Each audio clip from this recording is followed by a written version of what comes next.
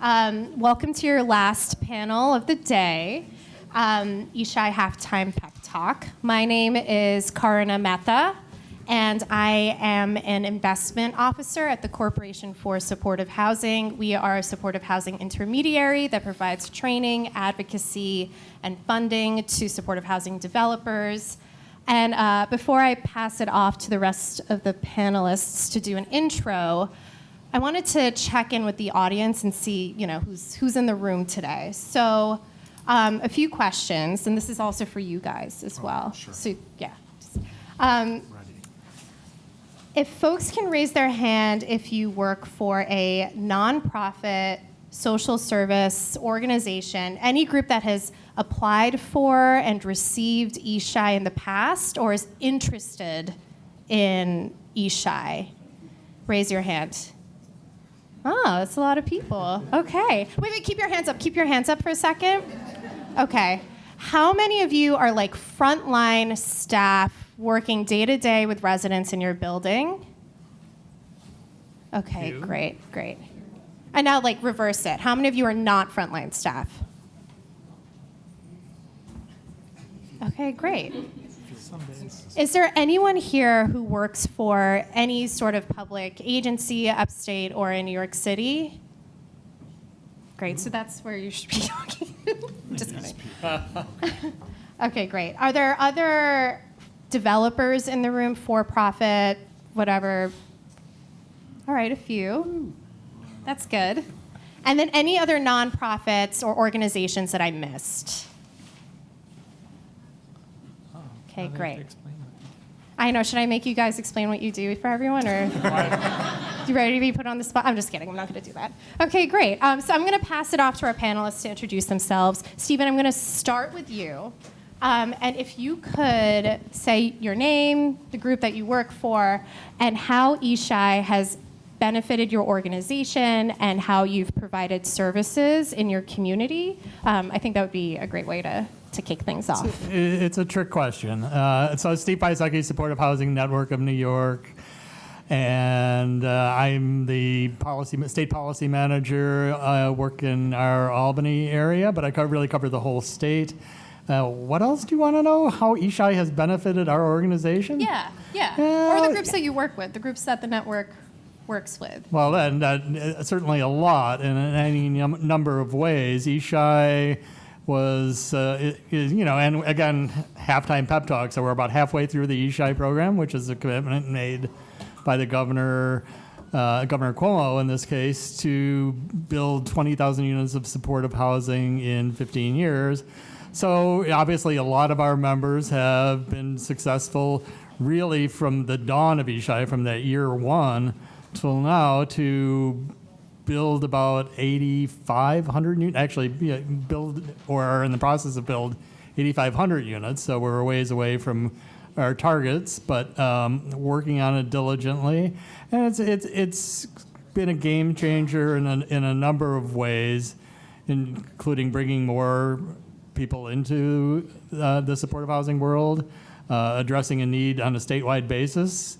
This is the first real statewide commitment that transcends mental health housing in a way of any size and scope that is supportive housing, and really is provided an opportunity to think more deeply, particularly about mixed development stuff, and to see a lot of different flavors of supportive housing unfurl across the state. So I think that I'll leave it at that. Great, thank you. I'm Ben Lockwood. I'm the president at Housing Visions. We're a not-for-profit affordable housing developer general contractor, which is unique, and property manager. Our mission is neighborhood revitalization. We have worked in most of upstate New York, except for Rochester, which we avoid because they're very capable people in Rochester. We have, again, worked through upstate New York. We've been working in supportive housing for about 17 years now, working first through HHAP, through different partnerships. I think we've worked with 7 or 8 different service providers out there. We're starting to bring it in-house with ESSHI now, and ESSHI has been a good solution to To steal from another developer, there's always been capital, but it's like, you got to put on a bake sale to do the services. So ESSHI has been, a really good bake sale for us to be able to provide the services. Good job. I'm Nick Coulter. I'm co-founder and executive vice president of Person-Centered Housing Options, and founded the organization in 2015. And really, we're located in Rochester and Monroe County, New York. So we're right there, quite close to Syracuse. And we founded the organization to do intensive street outreach.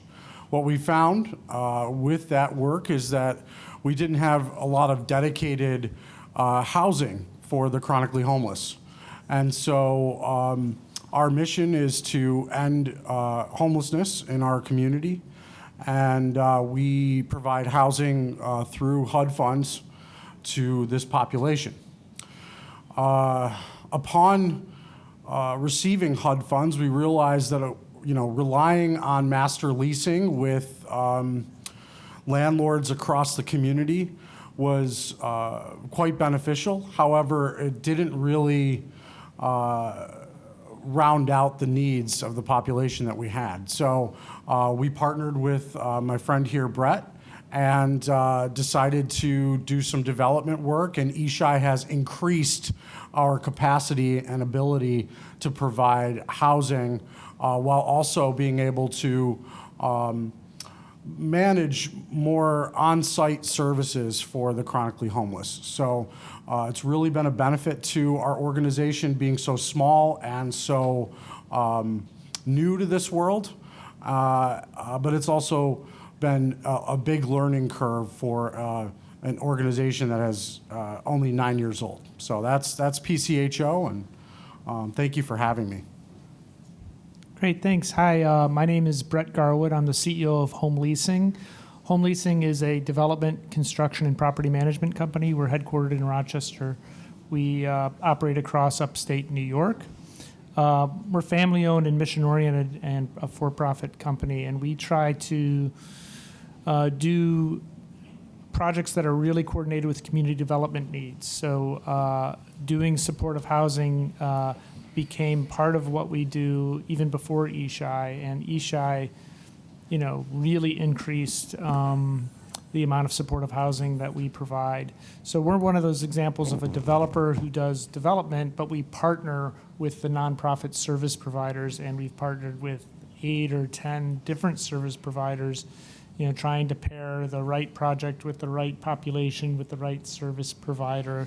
And we've done, I think we're at about 300 ESSHI units in at least 10 projects or so, probably more. So it's done a lot for us as a company because it's increased our reach in terms of addressing the needs in the communities.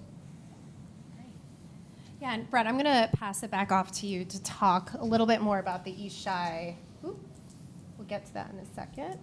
The ESSHI working group. So all of the panelists here are on the ESSHI working group, and I'm not sure if folks in the room are familiar with what that is and how you came together to start talking about ESSHI and what can change in the program.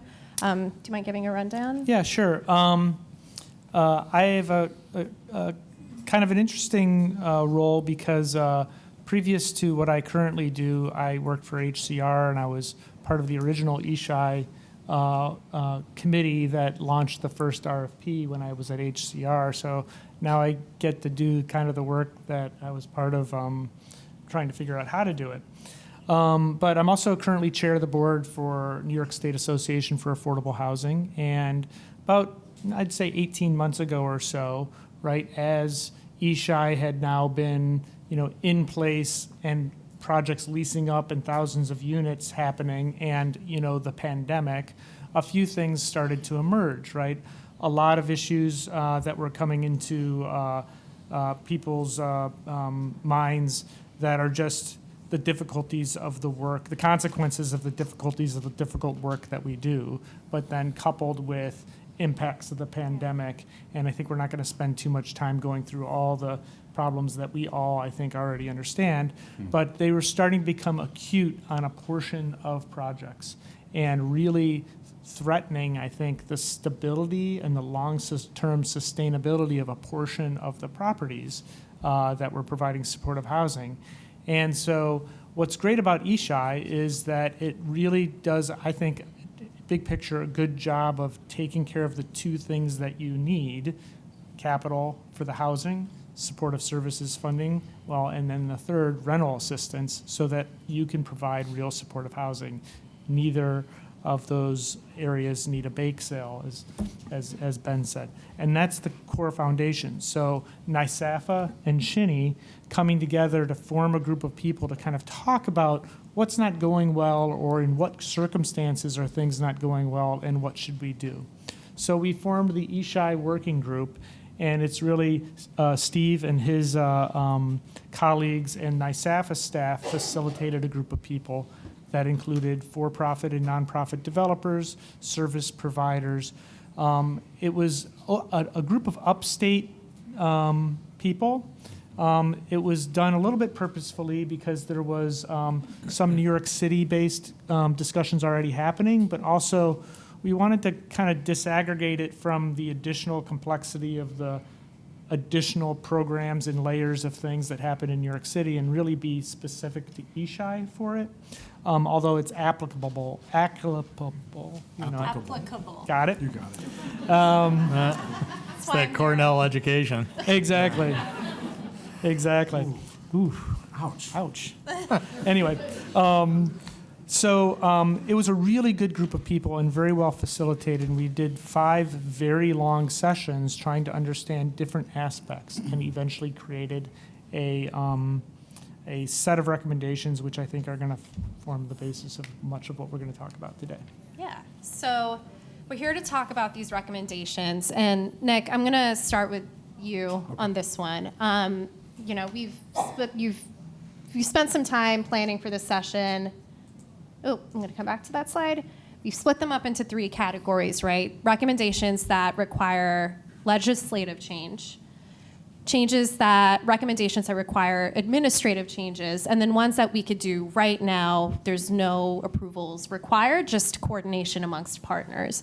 So can you talk a little bit about like why at this point it's important to revisit ESSHI and like the importance of these recommendations in this moment? Yeah. With small organizations that are trying to develop more affordable housing and increase opportunities in our community for populations of individuals and families that are facing the challenging economic situations that we're all facing. Folks that are increasingly on the streets for longer periods of time, folks that are staying in shelters for longer periods of time, and rising rents. We upstate do not have a very strong good cause eviction process or legislation. And frankly, our mostly affordable communities have become unaffordable to populations that are on social services, Social Security, supplemental security income, and have meager wages. So we've seen this group of people, employed, unemployed, et cetera, start to grow on our streets, while we struggle to implement more affordable housing and ESSHI programs that meet this population's needs. The costs are the grants for ESSHI, while upstate are what we would consider a considerable amount of money per unit, are now no longer meeting those expenses. And when you're taking folks straight from the streets, you need to provide intensive services. You need to be able to provide both case management and peer support. You need to sometimes provide security and trainings and all of the stuff that we're going to talk about in a little bit. But it's really important that we revisit this, because if we want to grow programs that are meeting all those different needs in an economic time that we're all kind of feeling the hurt on, we need to be more nimble in how we spend money, and we need to be more nimble in how we institute or start to contract with these state agencies. And so all of that's going to come up today, but I think that kind of, from my perspective as a street outreach provider and a small nonprofit, we want to do great things and get people off the street, but we're going to need a lot of help in order to do that and end homelessness. Great. Anything else to add from the rest of the panelists about why these changes are important right now? I think it's a natural piece that we've all learned collectively. I don't want to say an industry, we're not an industry, but as practitioners of like, hey, we're 8 years in now to ESSHI, of like, hey, this is working well, this isn't, we can improve this. I think it's just really trying to rely on the data that we've seen, and then just, Steve will say, I love to say this, the world has gone mad since COVID, man. Like, everyone's angry, it's got a short fuse, and that's not just our permanent supportive housing crew, that's everyone. True enough. And, I think for us, we've been focused on more investment in supportive housing kind of across the board, and we're simultaneously fighting increasing the rates for the lowest funded supportive housing program from back 30, 40 years ago. That's NYSAFAH, for those of you that play in that field. And those rates are $2,900 per person per year. And we're suggesting that this is something that should be brought up to ESSHI rates, which is $25,000 per person per year. And at the same time, we're now beginning to raise the alarm about the ESSHI rates at $25,000 not being enough to meet the needs of what's required in supportive housing. So that puts us in an interesting position as an advocacy organization. But everything I just said is true. Mm-hmm. So, we're going to have to do some convincing on both fronts. And the reality, I think, on the ground is the programs that are suffering with really, really low services funding from 40 years ago are an example of what we don't want ESSHI to become. Amen. Yeah, and I'll underline that. To me, we need to do things now, change some things now, and I don't think they're that expensive of changes to make sure that what we're building is sustainable, right? Affordable housing is financed in a way that intends to be a huge infusion of capital, and then the asset can be sustainable for a very long period of time without an additional huge infusion of capital. And on some properties, that's not going well right now. And we're setting up properties where they're not sustainable, but if we tweak some things now, they'll get back and it'll be okay. And then also, we need to deal with some reputational issues, right? We include supportive housing in almost every project we do now, whether it's 20 to 50% of the units in a project. And we're starting to hear in some cases pushback when we say there's going to be supportive housing. A few years ago, there was a lot of momentum, and if we said, hey, we're going to also have supportive housing units, people are like, that's going to help people in our community. Now it's like, are those ESSHI units? We've heard that being asked, and we need to tweak the reputation quickly so that we can, frankly, avoid an extra year or two of local approvals to get things done. So that brings us to this QR code. Steve, do you want to explain what this is for the audience? And I'll give everyone some time to use your phones to pull up the website. Assuming it works. Yeah, hopefully it works. Someone quickly tell me if it doesn't work so I can change the slide. It's like magic. But this will lead you to a new page on our website where you can actually see and not have me have to print 9 pages worth of recommendations, which are great, by the way, and excellent reading. So start there, and then there's also an opportunity to sign up for future advocacy. Is it working? Good. Yeah. And what else is on there? We're going to use this as a way to build momentum as we get into the next legislative session to have you help us make these requests of state government. Great. So that brings us to the actual recommendations themselves. So like I said, we spent some time in our planning splitting them up into different buckets so that we could talk about what actions were needed for the different groups of recommendations. So we're going to start off with recommendations that require legislative action, more organizing and advocacy support. And I will pass it off to Ben to talk a little bit more about what this chart is. I'm going to have to get up and talk because I know most of us got into this field to avoid math, but here we are. Just make sure you speak up. Yeah. I like math. Definitely got. I got it. I definitely. I like math. I definitely tried to avoid here's that. our theoretical 50-unit deal between 2020 and then if we went in in 2024. So I'm going to get to how we got to $32,000 as the recommendation in ESSHI. So out of this 50 originally, you can see in 2020 the total rent share, the subsidy that we did was $321,502.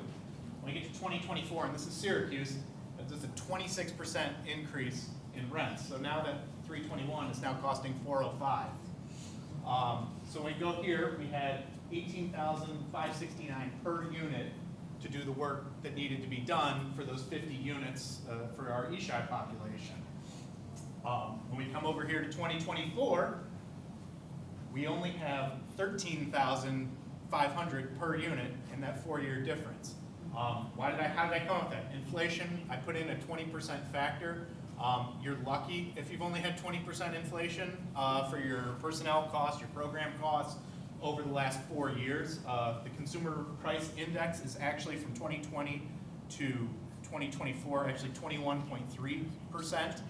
So that's the difference just in those 4 years. If this was the same exact development that you just did 4 years apart. So you see a whole lot less availability to do that. Now, how did we get to 32,000? So this 405 costs $8,117 per unit when you divide it by 50. So that's that piece. And if we said that this 18,569 was good enough to carry out the services, okay, so we do that, and then we times it, 18,569 times 1.2, and that gives us, plus the 8,000 that we had per unit to do it, that gets us 30,399, which is pretty close. And that is before we even start talking about what do we now know in 2024 that we didn't know in 2016. Security is a big item that keeps coming up. That's a huge item, and so that doesn't even contemplate security in this. And one of the questions we always get, especially when we're looking at blended deals with permanent supportive and just general housing, is if you're not a related entity, say your property manager is different than your service provider, the service provider is like, why should I have to pay for all of this? Why should I have to carry the whole boat? Like, I'm only 50% of this deal. Why aren't you kicking in 50%? It leads down that kind of rabbit hole, but that's the basic math when you're just looking. And these numbers are even worse if you're in the Hudson Valley or in some of the other higher rent areas. So we're in a losing proposition if we keep it at $25,000. No acuity factor on the service delivery unit, or how? Sorry, can you repeat your question? Sorry, I was just asking, that's just an inflation adjustment, but no acuity factor at all in terms of the service? Everyone got sicker after COVID and acuity got worse? No, that doesn't take into effect that we've all gone a little bit. Yeah. Or additional security needed. There's like other ads that totally. So I think like everybody in the room would agree that more funding per unit is a good thing. Does anyone disagree? That's what I thought. Okay. So can you guys talk about like who needs to be at the table to get this done? And I guess like, a lot of the folks we established work for nonprofits, they are service providers who feel these differences in this Excel chart every day. What can everyone in this room do to, I guess, like advocate for this change? Because it's a big one. It's a big one from like a funding perspective. Oh, you're looking at me. I'm looking at all of you. Yeah, go ahead. So who needs to be at the table, and what can the folks in this room do about it? Well, yeah, I mean, it's a real open question about who can make the decision to increase the rates, but we think by and large the New York State Division for Budget is in the mix. Obviously, having the governor's support to do so, because it is a budget factor, is really important. So, I mean, those two things. Meanwhile, you know, there's 9 different state agencies that meet weekly that are also a group of folks who are influential on ESSHI. They talk about, you know, all the ESSHI awards and, you know, which ones are moving forward, et cetera, et cetera, et cetera. And they're very, I think, supportive of this argument and have been making the case internally at state government. So hopefully that continues. But for right now, I think the budget cycle, you know, we just got through the legislative session. It's an election year. But moving forward, getting into the governor's wheelhouse, understanding that this is the governor in the room? No. The governor did not raise her hand when I asked, so I don't think she's here. But you know, that's key, and you know, this is all part of making the case. What Ben is just going over, I think, presents a clear picture of what's necessary. So, you know, obviously, increased budget funding on the regular over time to meet these needs, and there are some other recommendations that require additional funding as well. So that's what I would say. Anybody else? Yeah, so I think one of the things that we've done locally is, you know, speak with our local senators, start to collect data and understand how data and the amount of units ties back to the service delivery and the costs of those units. If we don't have enough units and we have a tremendous amount of people on the streets, what we're trying to do is tell this story that not having enough funding and not being able to serve people in a level that keeps them housed and doesn't send them back to the streets via eviction is really the story that a lot of senators want to hear, or our local officials. So really the most important thing that we've been doing is really collecting that data and then sharing that story with our local officials. And then also, you know, I think a big piece of this is our tenants and the experiences they have. Yes, data tells one story, but the experiences that people have in the buildings when there's a lack of supports, it really impacts our staff and impacts our property management company and impacts our ability to rent up units. So if the goal is to increase those numbers, then how do we tell that story with tenant voices? Yeah, I suspect this room is filled with people who are used to solving problems, right, on a limited budget, right? This is the entire nature of the industry. And I suspect also that everybody that's got an ESSHI project right here, even when it's struggling, plans to try to do another ESSHI project, right? People aren't going, I'm not going to do this anymore. And no one wants to be the example of where it's not working well, especially where you're also trying to get more. And so there is a lack of information about very specific situations where financially things aren't working, and we just try to figure it out and make do. But we do have to gather those examples and show the data and show why and how it's not working. And I think using SHINI, NYSAFAH, this working group, as a pass-through of information so that it's not this particular, you know, PCHO's project is in trouble. It's here's examples of projects and how it's going, and it's kind of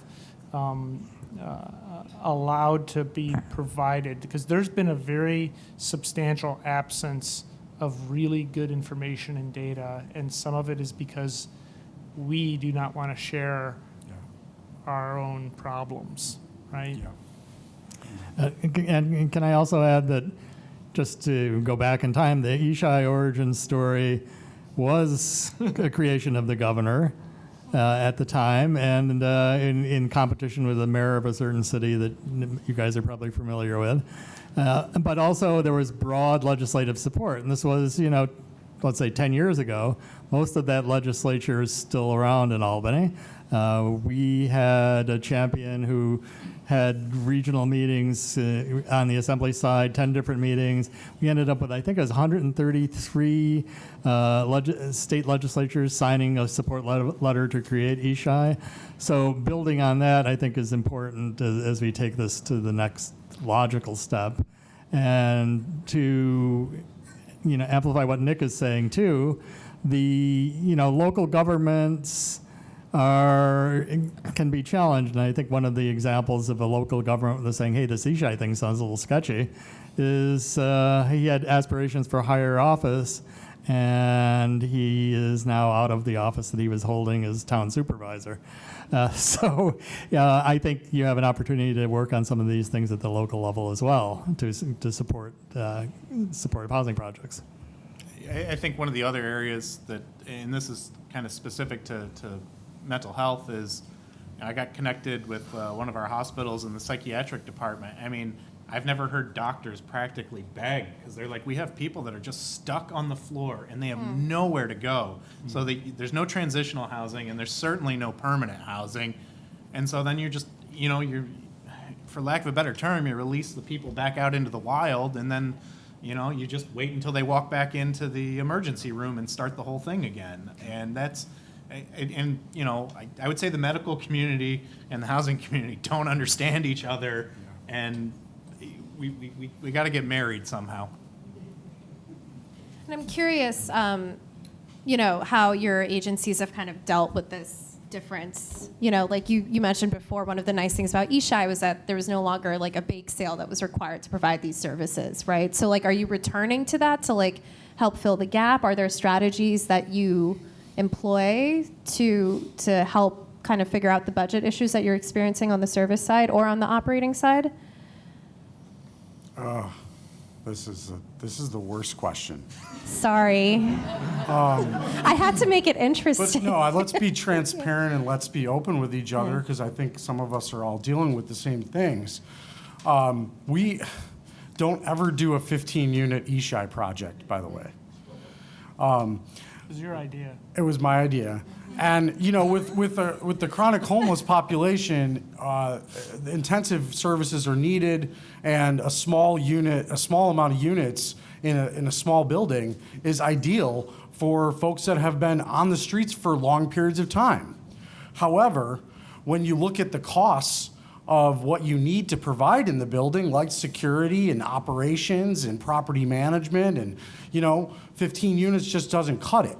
So we've had to scale back certain costs in areas where we would have liked to provide really nice furniture, but we had to kind of push that in a different direction, or go to a local church, which gave us about $20,000 to add some items to each apartment, or we had to go to a local foundation so that we could cover the costs of fixing the parking lot up and getting lights and adding other equipment to the budget. And we had to scale back, and this is where people start to come at me.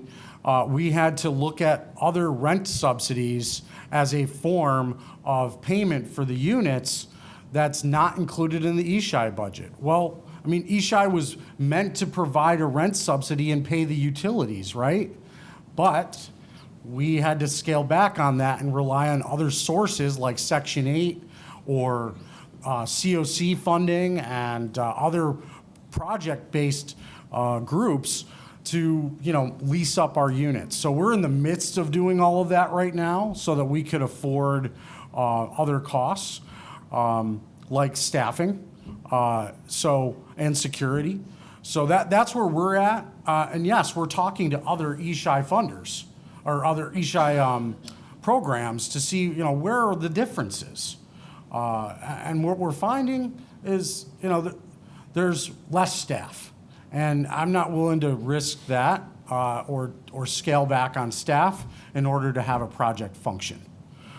So that answers that question, I hope. Yeah, and Maybe. if I may, the idea of layering on some additional rental assistance, that's a level of complexity that thankfully Nick just brought this to my attention, so I've been ruminating about it.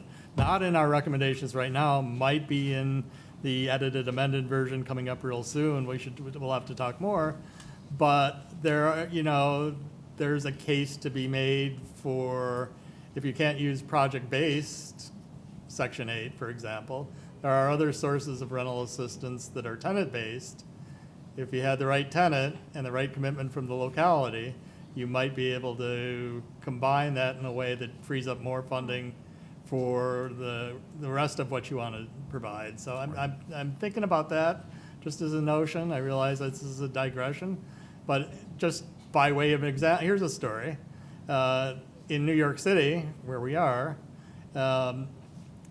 ESSHI allows for layering of rental assistance, project-based rental assistance on top of the ESSHI program. However, the city agencies that deal with project-based Section 8 won't do it. They won't provide that additional funding. So that it's nice that they allow it, but it's also reality on the ground that it's not actually happening. So another thing that I think we can look at more is expanding looking at ways to expand particularly in the first 2 years, because we should talk about the first 2 years as being particularly challenging on a number of fronts as you're running up, to have an additional tenant-based support to help flesh out the program. Anyway, just a thought. Okay, great. On that note, I'm going to move on to our next set of recommendations. Bret, do you want to walk us through these? Sure. Yeah, and I think this will start to get some of your more answers to your previous question, because these are really the recommendations that are being made from the document that you all have on your phones now. The first gets to one of the things that the group's talked about a lot is if you look at all the ESSHI projects, there's certainly a very substantial number. They're doing fine. They're doing okay. It's not easy work, but they're doing okay. There's a percentage that are struggling, and then there's a smaller percentage that are in real crisis. But one of the things that we found is among the group of ESSHI projects that are struggling, and we see this in our own projects, it's really they're just having a hard time for the first 2 years, right? Because you lease up, in an example we have, you lease up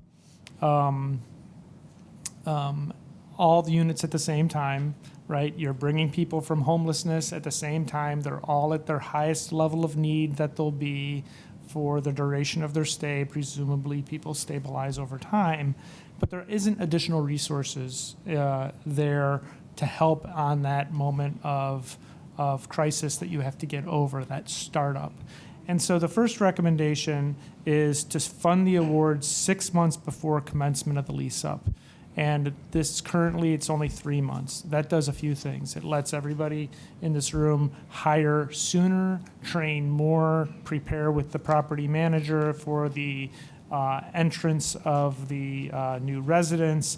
And honestly, it's just 3 months more money that you can use during a time where you're not spending it on rental assistance for startup costs and amenities, furnishings, for example, for the residents, maybe a little extra staffing time for that big lease up. This doesn't change the per unit amount. It just gets the more money sooner, and I think it's a really important recommendation. The second is taking a look at, I'm going out of order because this is my logic. The second that I'm going to talk about is the updating the underwriting standards and provide funding for security and higher needs during early years. The way most affordable housing finance is done is there's underwriting standards that are all geared towards, yes, you're going to have enough funding to operate and it's financeable, but there's a real need to produce as many units as you possibly can. So turning the screws on the underwriting to have them as thin as possible is a real priority. But we're in a different world right now, right? We no longer collect 95% of our rent potential. It's just not happening anymore. So the underwriting is very much a challenge. But we also tend in capital programs to not fund things like security and administrative costs and other things that are needed. And so updating the underwriting to allow for some of those additional costs on the real estate side that's outside of the ESSHI contract is another strategy we suggested. But I'd put a caveat to that as well. Again, you could also try to reserve for a shorter period of time of funding in those first few years to pay for those additional costs as opposed to impact the operating budget forever. The third section that I'll talk about is the design standards, right? I think we've got enough experience now doing integrated supportive housing where there are some ideas of safety and design standards for additional security measures, second entrances or exits, stuff for building staff, different ways to design the offices, making sure there's enough space for providing the services, which is something that we don't always hit the mark on. The next section I'll talk about is improving the ESSHI communication and information sharing. It's difficult, given the complexity of these transactions, to align all the information between the capital sources, which are numerous, the developer and property manager, the service provider who has an ESSHI contract with one of many different state agencies who also have their own ways. And there are a lot of examples where all that information, all those documents aren't understood by everybody and often aren't even aligned. We have had the experience where one document says this is what the rent's going to be, and another document says no, the rent's going to be this, but it's already too late, we're closed. That provides for a lot of challenge. Now, this isn't incompetence. This is just difficulty and complexity, and we've also we stood up a very big program very quickly, so we're learning for what we need to do better and increasing that transparency, making sure the developer, property manager, service provider relationship is really strong. It needs some more nurturing and guidance from the industry in general, from people like SHINI and NYSAFAH, but also the ESSHI working group and the agencies that oversee it. And then the last one I want to talk about is creating a non-punitive process to assist projects. When projects do encounter problems, they do need a place to go that can get help to help them turn things around or address a specific need. It really makes no sense for a project that we have an example of that has a very serious security problem that's causing a very substantial to the agencies and organizations. It might be $100,000 or something like that, which is a lot of money, but not really a lot of money in the grand scheme of things. To not have the ability to go someplace and say, we need some more help. There isn't any funding to deal with this. We can't just keep writing checks. You need some ability to deploy some tools, some funds, some restructuring of debt, some temporary relief, whatever it may be. And we need a process that is nimble, fast, and not punitive. This doesn't, if you have a hard, we do hard work. We want to do the hardest work. Housing first models.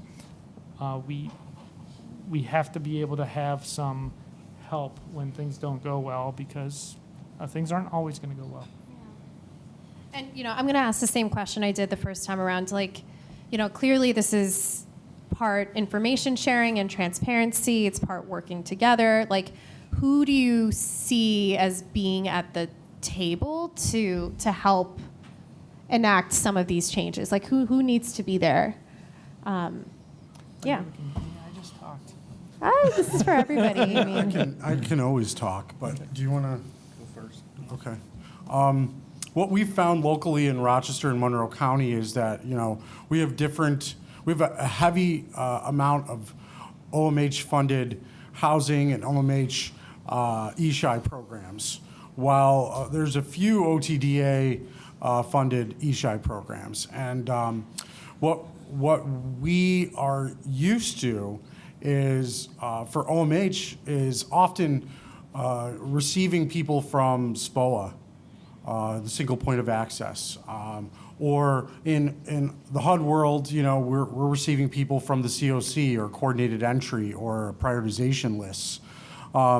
In other worlds, we're receiving folks from other locations. And so what Bret's talking about in terms of going back to a group is being able to talk through this with our local agencies that are overseeing a lot of these decision-making points. So if SPOA, if we're struggling with certain populations and we're working with folks that are interacting with SPOA systems or mental health systems and COC systems, there's no group that oversees all of that.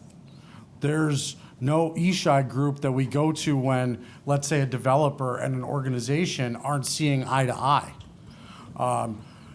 And so while we could go back to OTDA, and I love everything that they do, or I could go to OMH, do we, as a local community or a state community, have a way of overseeing those things and getting the supports that we need? So, and we don't see that. If we have to transition somebody out of a building, but we don't want to send them back to the streets or back to the shelters, what do?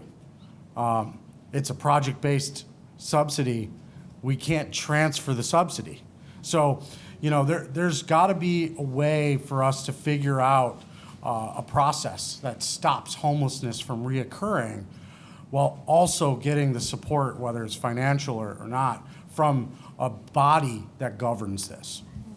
So that's what we're talking about. For us, as we have our own housing services department, and so our housing services department and our property management, we convene quarterly with all of our partners that are ESSHI partners, the service providers, just small, what's working, what's not working, Sometimes we got to hear we suck, and that's just, that's the reality of and sometimes we have to be like, hey, we haven't seen anyone in the building for a while, like what's going on? This property management jobs, case manager jobs, I know property management, my CFO will always, sometimes when I gripe, he'll be like, pull it up on the computer. He's like, it's got a 33% turnover rate, which means every 3 years you have a completely new staff. And it's probably worse in case management, if I had to guess, because those are really tough jobs. So really just trying to keep us all, because people change over time, the faces change, and even some of the more, we have different levels of sophistication. Some of our organizations are super good at doing the income and the rental calculations, and others are weaker. But if we work together quarterly, we can kind of bring everybody up together and maybe get on top of things before they happen. Yeah. I'm curious, have there been, I'm not aware of this, but Steve, maybe you are, or any of you guys are, have there been any best practices that have been released related to what each, related to the projects that are operating to date? Well, that really is one of the things that we're looking to establish as part of the recommendations, is some sort of codification of what a best practice supportive housing project should look like. We think 24/7 staffing coverage is, a critically desirable thing. And this is, you get into a whole semantic debate. Are we talking about security? Or are we talking about front desk coverage? Depending, It's after hours case management. That's what I always say. Yeah, it's a crisis case management for those that are paying attention. So, but then that requires a certain size and scope of the project. But we think we really need to spend some time clarifying that. And I think the other part of your question is that, we really need to have something that transcends the silos that ESSHI can fall into in terms of disabling conditions. So there's some basic things that are required in terms of training, in terms of understanding the relationship between service provision and operating, that are critical that everybody should understand. Housing first, harm reduction principles, trauma-informed care. Now you're getting me going. All of these things are, really essential components of a well-run program. Yeah, and I think that's a nice introduction, Nick, into your section, which is, Steve just went over my whole section. Oh, well, so that's. we're good. I mean, no approvals are required here, but what can change now? Like, what are we capable of doing? Yeah. Now? So with PCHO, I mean, our focus we're rooted in housing first. So how we do that, and if we look back years and years of what housing first looks like, we're partnering with landlords and property owners and service providers to create a relationship. So it was sort of ready to be ESSHI. Okay? So to give you kind of a frame of reference of what bullets I'm going to go over, this is really rooted in that. So one of the major things that we've done is to kind of address the 33%. By the way, the industry standard for service providers is 35% turnover, which is pretty normal for folks. To combat that is to be working with local colleges and SUNY systems to create training and develop service provision that could be or possibly could be an ongoing training curriculum. We go to our local colleges for boundaries training and self-care trainings and all sorts of things. In-house, we do housing first trainings. We partner with local groups to do diversity, equity, and inclusion trainings. But what we're doing now is including our property management partners in that process, that they're the ones with us in those trainings and making sure that they're part of that. So another thing that we've found is that when you're in supportive housing, sometimes local community service providers or local hospital systems, ACT teams, et cetera, will sort of say, well, you're in a supportive housing program, I don't need to be involved anymore. And in fact, that's not the case, especially those first 2 years.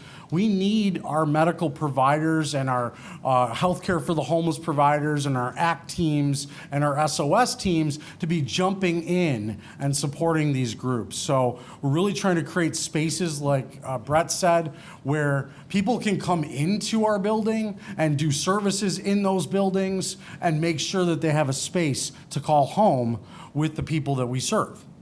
So we also want to look at how we evaluate our discharge practices and how we take on folks in terms of referrals.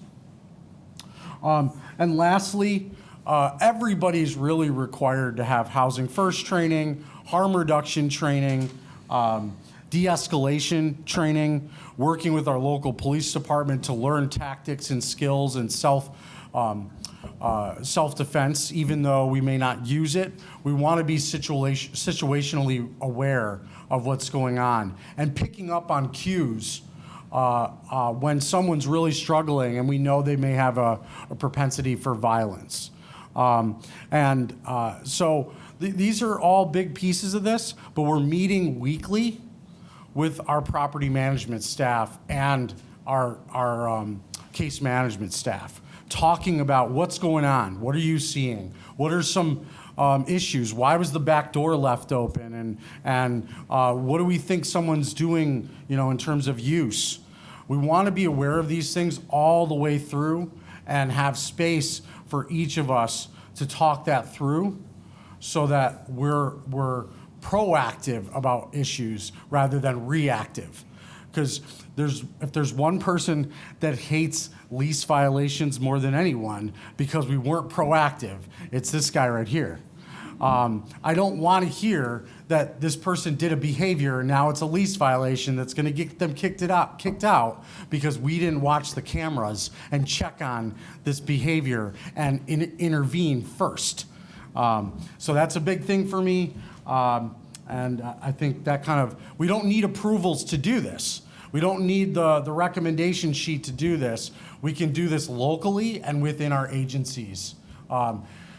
It takes time, it takes a lot of effort, and it takes your commitment to this population to see these three things through.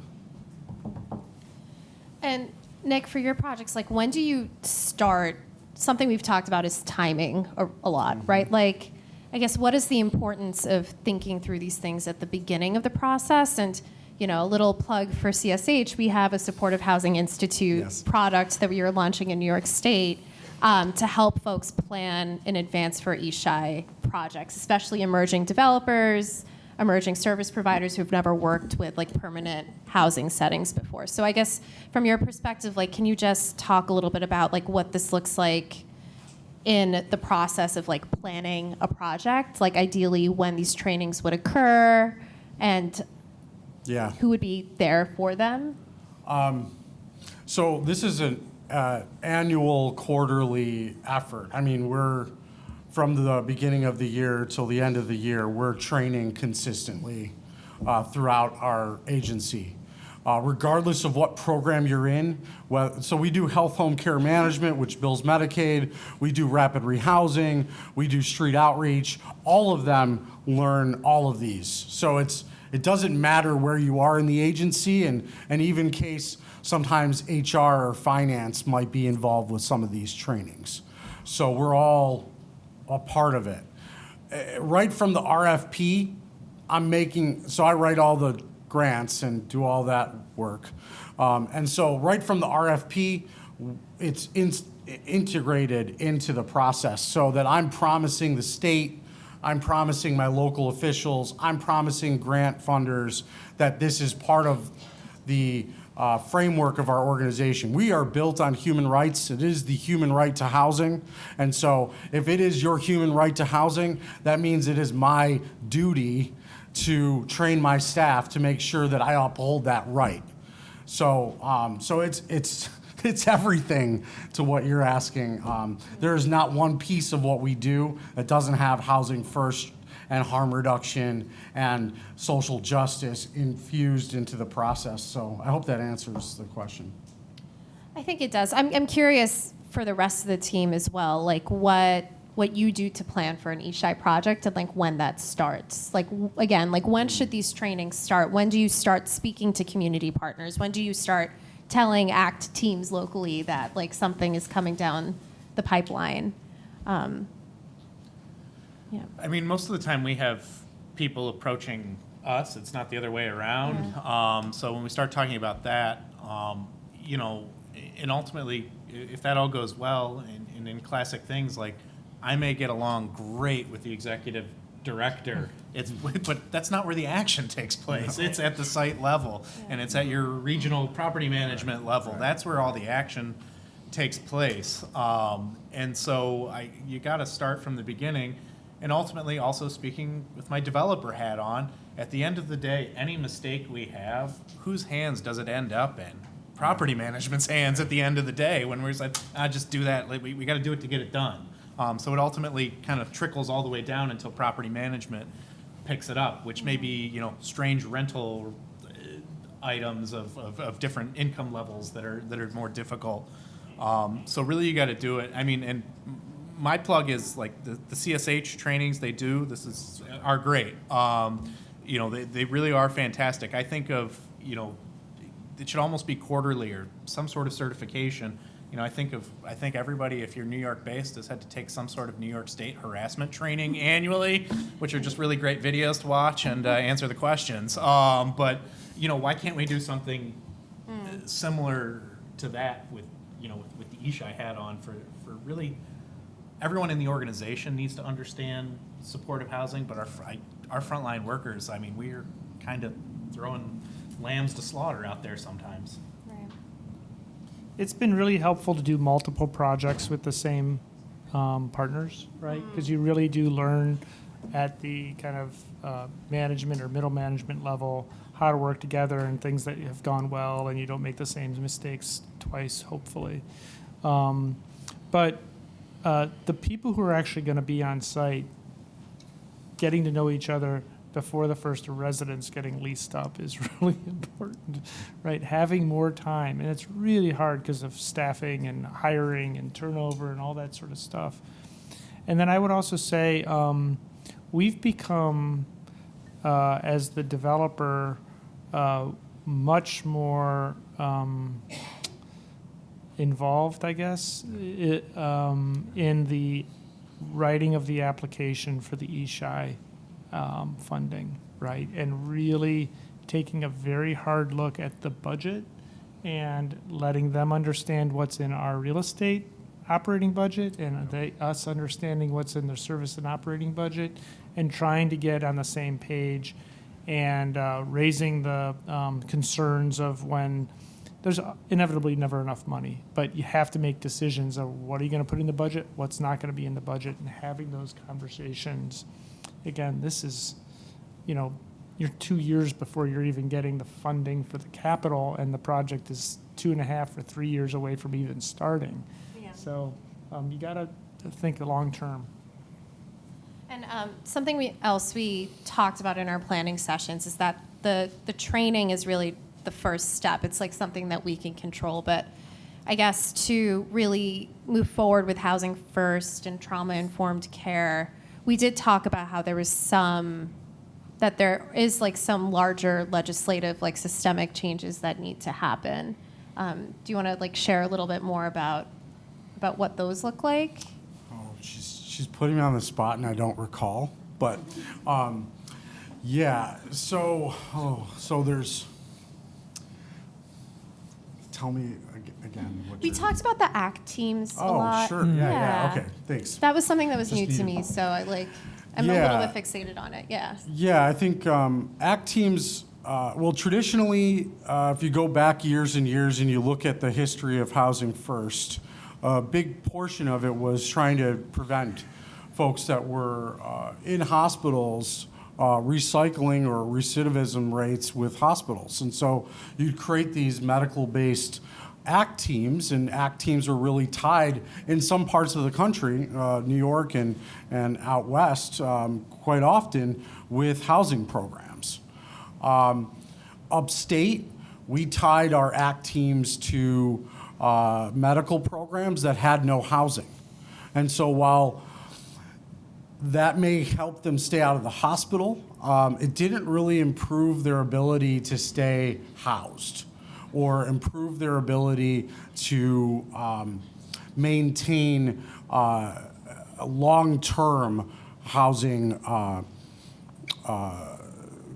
stays. So if you look at the population of homeless and you see that there's a recidivism rate with shelter stays and street stays, we within PCHO would say that we need to break down the focus of ACT teams being in OMH licensed facilities or ACT teams being medical hospital based and really put them out on the streets with street outreach teams.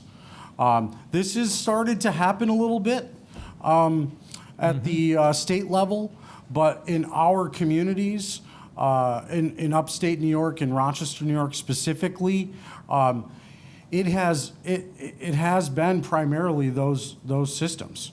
So when we're doing a flexible grassroots street outreach program without the medical providers or the licensure to do medical work, I think we need to change who can do that work and who can engage in those RFPs and what kind of providers are the ones that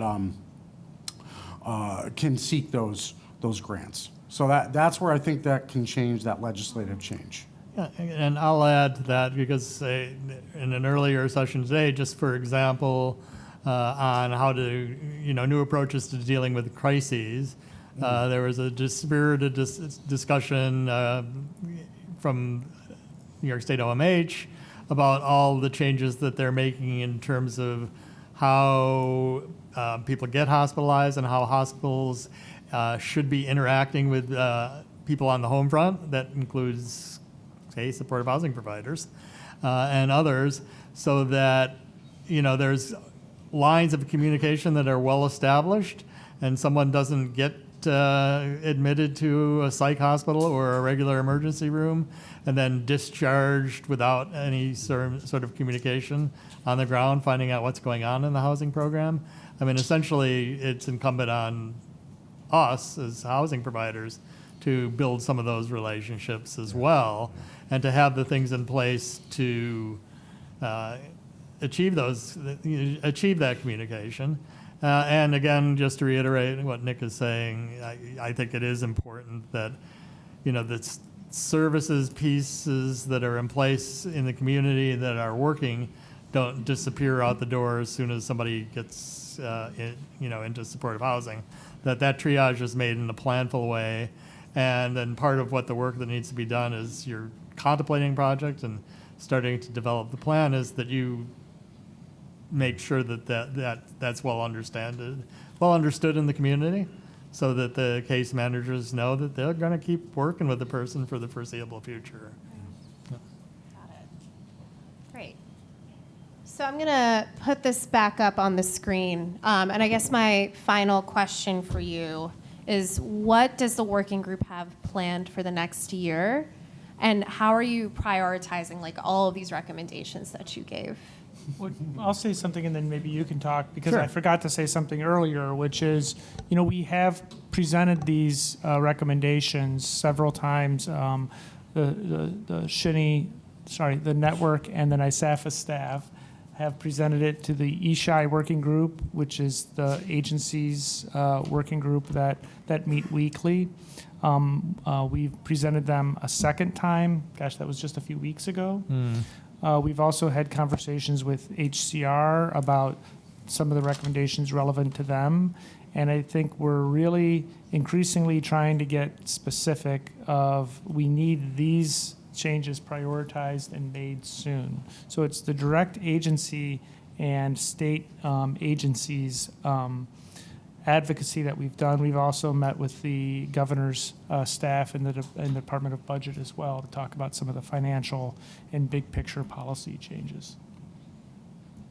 Yeah, I think that's the answer going forward, is that we have to really make this urgency that we're talking about well understood in the governor's office going forward.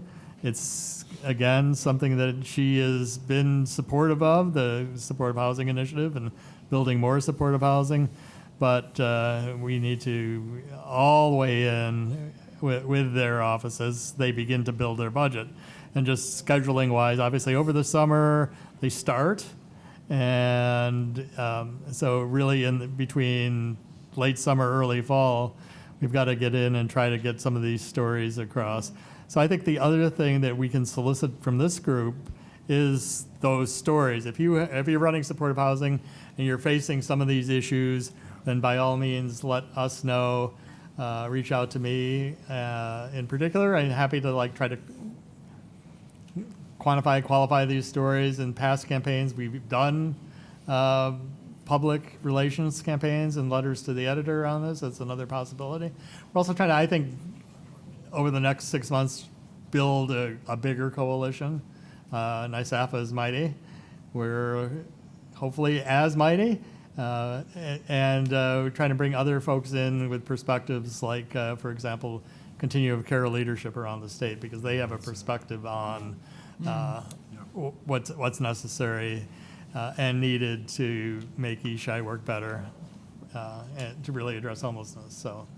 But, if somebody in the audience has a great idea, now would be a good time.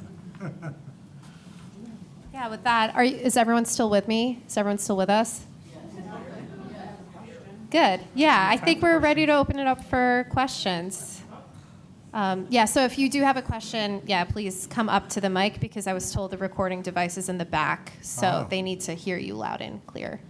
Yeah, hi. So I am coming from a provider that does services for people with disabilities through OPWDD, right? And I'm just struck today at this conference by how absent we are in the mix. And I know that so many in our field are trying to crack the nut of how to do ESSHI for $25K in service provision a year. Because when we support somebody permanently in activities of daily living, right, our payment is like $120K a year. Yeah. So we got a gap to try to figure out how to do it under ESSHI. But, people are trying to work it out. So, because, we need to be, there's just such a gap, right? Everyone is siloed. You spoke about the siloed. So we have, O, and we're the final O over here. And how does that continuum work together? Because the people are not different, right? There's crossover between somebody who has a disability, somebody who has substance, right? So the people come with what they come with and what they need. So I'm just wondering if people that you work with there who sort of crack the nut of getting the service package under the amount of money and how they combo. And one thought that strikes me, and I wanted to ask you about this, is, you can combine the housing subsidies to maybe do a Section 8 plus on that, but what about the service package?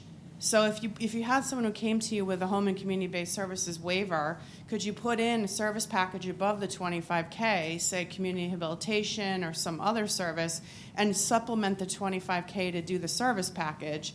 And then I'm wondering further if you've seen anything around value-based payment, because it strikes me that if you have a funder out there who's managed care, maybe some of the groups are in managed care, you could say to them, we can do this model for you, and if you let us provide service supplementation in X way, we can combine people and actually save you money in your managed care plan, because that's how value-based payment is supposed to work. So, I know nobody talks about value-based payment as much anymore, but, has it been in your world? Has it been talked about? And then further, what do you think about putting together the disability services providers in a way that makes sense, because there's so much that people need that crosses the spectrum? Okay, don't sit down just yet, because that was witchcraft that just came out, and you said a lot of wonderful things. Did you want to jump in on this one? Sure. It's a great question, and of all the different state agencies that are involved in ESSHI, you're exactly right. I think less than 100 of the units developed out of the 8,500 are OPWDD, and there's a bunch of reasons for that. I hear what you're saying I think I hear what you're saying as far as, layering on payments, and OPWD has this really elegant way of doing that using medicated services, and then the ESSHI component is more limited in what it's housing-based services, that whole model. And so I think there's an opportunity there to build better. For whatever set of reasons, and I should say for us at the Supportive Housing Network, we were latecomers to the game, and when we started, we really felt that OPWDD had the advocacy chops to really get things done. I don't know that that's necessarily a correct assumption anymore, but certainly there's very strong advocacy organizations on the OPWDD side that we don't work with as closely because, like I said, they're like a juggernaut compared to what we're doing. That said, I would love to see different ways that ESSHI could meet the needs of the OPWDD population. And again, remember, this is independent housing for people who can ostensibly live on their own with a modicum of supports in order to make it work for them. And let's not even talk about what homelessness means in the different silos. So I think love to see a specific set out for all supportive housing or all affordable housing that would actually provide an opportunity for folks under the OPWDD umbrella to be housed. But this is a longer conversation. We're starting to try to have a conversation with the state agency, the OPWDD agency, to figure out what more we can do. So we should continue the conversation going forward. Yeah, so I understand a bunch of what you said.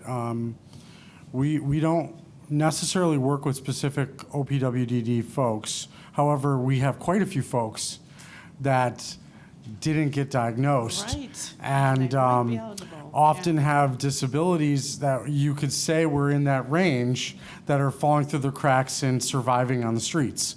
So where we've found ways to kind of meet what you're talking about is by building our own care management team within our organization and coupling them with our housing team to create not a duplicate of service, but a duo that is working together on housing-based needs and health care needs and trying to meet the 120,000 worth of services with 50,000 worth of services, right? So I think the 1115 waiver, at least upstate, will get us in a direction that will meet the needs of that population, if I heard you correctly, kind of getting there.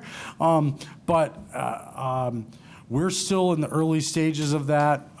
There's a lot of competition for funding, but we really need to gear that funding towards the organizations that are going to be dedicated to that population. And I think that we haven't had those in our local area as much as we have had organizations that are focused on OPWDD. I'm talking about the population that hasn't made it through that. The crossovers really haven't, nobody's taken that under their wing. So one thing we've done locally is convene a working session or discussion groups on a monthly basis with our COC, our local OPWDD, our local OMH folks, our housing folks, to talk about that population, even though there's no services for them or there's very limited services. Talk about that, literally come up with stories about those folks and try to navigate the systems and leverage those systems to work with that population. So even though it's not quite in place, we're meeting to talk about it. Yeah. Yeah, and I'll add that TBI is a big subset of what the challenges are that we all have to deal with. Yeah. Huge. Yeah. Yeah, but give me your card afterwards and I'll follow up. Thank you. Yeah, it was very good. Yeah, really good. Hi, I'm Ren. I work at New Destiny Housing. Hi, Steve. We have 6 ESSHI contracts. And I'm just curious, it might be too in the weeds for this group, but I'm curious if the working group has talked about or will talk about the MWBE requirements that the discretionary budget lines trigger. Yes. I found the compliance to be a lot. Like I said, it's in the weeds, but lots of weeds, take up time. So Nick, you said you do, soup to nuts. So I can tell you have something to say. Yeah. Do we want to talk? I'll start a little bit. Can we talk together? Sure, not at the same time though. So the MWBE goals are important, and every agency deals with them differently. And every agency strives to meet them, and as a company, we strive to meet them and exceed them. But we also need to be effective and flexible, and sometimes act fast. And sometimes the MWBE processes of some of the agencies, right, prevent you from moving fast when you need to move fast. Right? Yeah. Like if you need to hire security because you don't have staffing and you can't get security hired, because you have to go through a process to make sure that you're going to meet this additional goal, that is not okay, right? We have to become a little bit more flexible. There's ways to achieve MWBE goals without burdening projects and endangering them, frankly, right? And that's not to dismiss the goals. It's that we need to be way more flexible, take a step back, and address that issue. And the different ways that every agency deals with MWBE goals is really annoying, honestly, and it just has to become made simpler and regular. And I think that's actually going to help us exceed the goals even more, right? That's my 2 cents. Bret, I'm not going to repeat what Bret said. I think I'll give an example.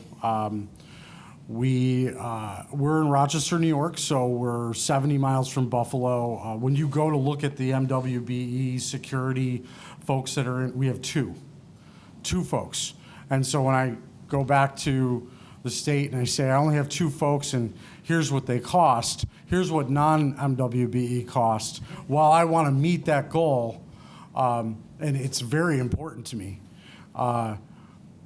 when it's $15 an hour extra for that company, it's tough. When we're looking at $30 an hour for security at a normal rate in our area to $45 an hour, that cuts into the other parts of the budget, and that's where it gets hard. So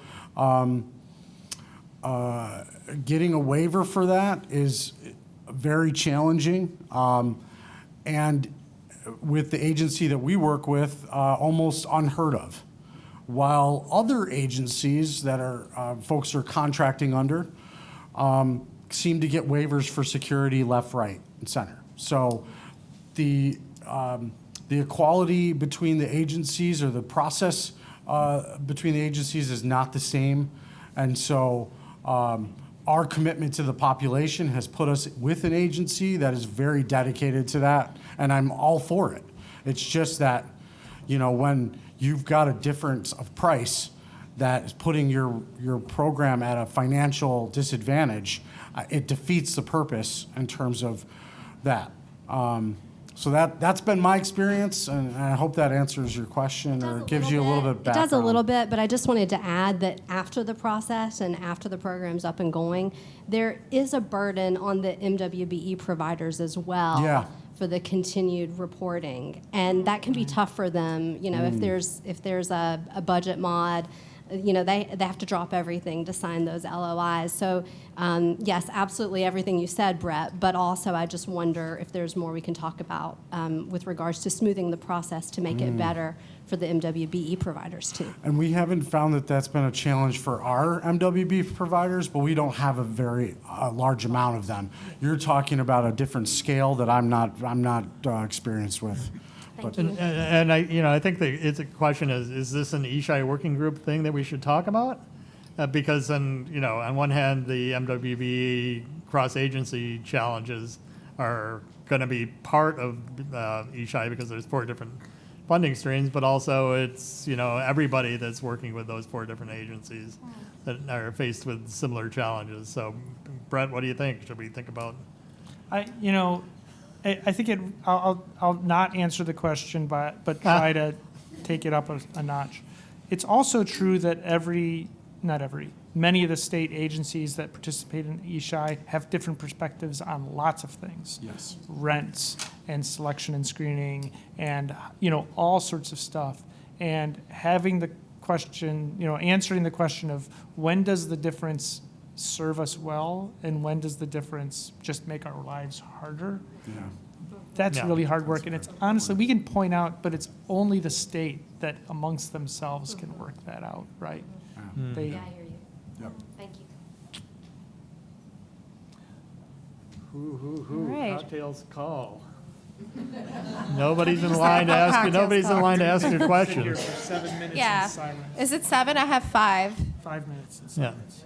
Do folks want to meditate in silence for 5 minutes, or should we dismiss for the day?